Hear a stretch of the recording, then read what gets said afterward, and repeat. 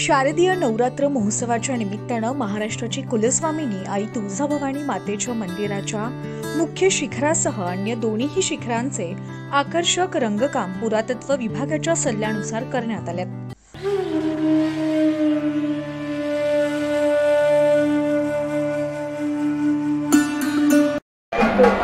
तुळजाभवानी मंदिरामध्ये भूकंपाच्या काळामध्ये शिखराची थोडी पडझड झालेली होती।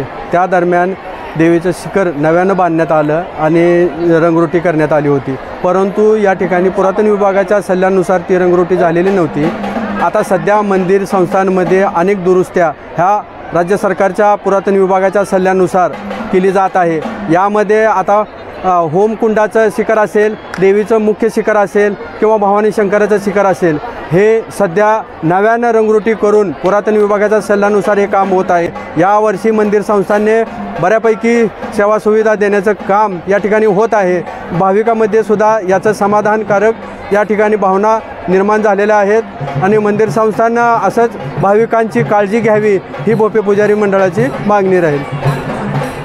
महाराष्ट्राची कुलस्वामिनी आई तुळजाभवानी मातेच्या शारदीय नवरात्र महोत्सवाच्या निमित्तानं मंदिरातील मुख्य शिखराचं आकर्षक रंगकाम करण्यात आलं।